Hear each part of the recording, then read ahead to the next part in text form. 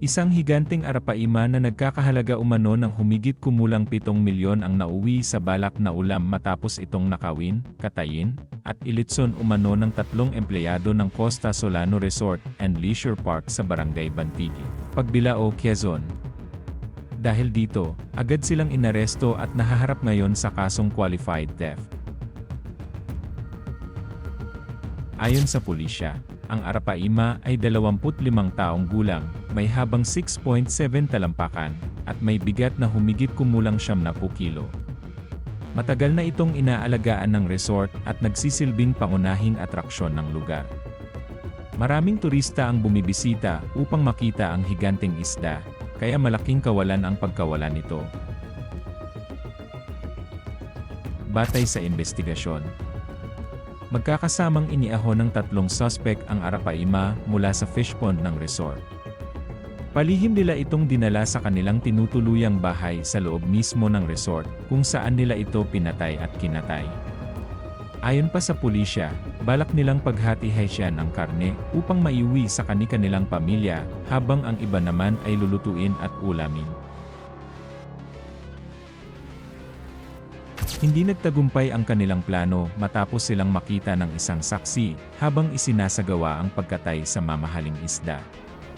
Agad ditong ipinaalam ang insidente sa foreman at security guard ng resort.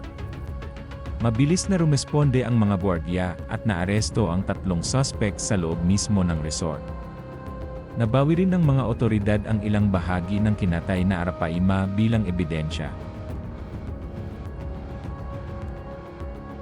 Matapos ang kanilang pagkakaaresto, dinala ang 3 suspect sa Pagbilao Municipal Police Station para sa inquest proceedings. Inihahanda na rin laban sa kanila ang kasong qualified theft dahil sa umano'y pagnanakaw sa isa sa pinakamahalagang pag-aari ng resort.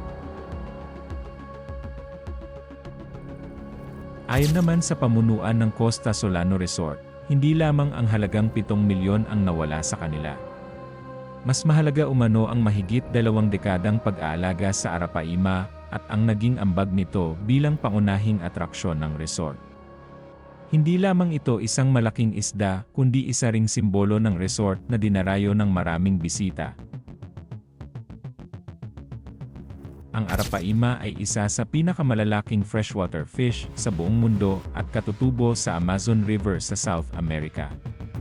Maaari itong lumaki ng mahigit 3 metro ang haba at umabot sa higit 200 kilo ang timbang. Kilala rin ito sa kakayahang huminga ng hangin sa ibabaw ng tubig, dahilan upang mabuhay kahit sa mga lugar na mababa ang oxygen. Dahil sa laki at pambihirang katangian nito, isa ito sa mga pinakakahanga-hangang freshwater fish sa mundo. Sa social media, mabilis na naging usap-usapan ang insidente. Marami ang hindi makapaniwala na ang isang isdang nagkakahalaga ng milyon-milyong piso at inalagaan sa loob ng 25 taon ay muntik nang mauwi lamang sa isang pagkain. Para sa marami, hindi lamang pera ang nawala kundi pati ang isang pambihirang hayop na naging bahagi ng pagkakakilanlan ng resort sa loob ng maraming taon.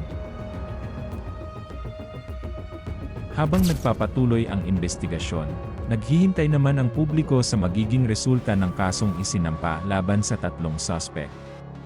Ang insidenteng ito ay nagsisilbing paalala na ang pansamantalang pakinabang ay maaaring humantong sa mabigat na kapalit kapag nilabag ang batas.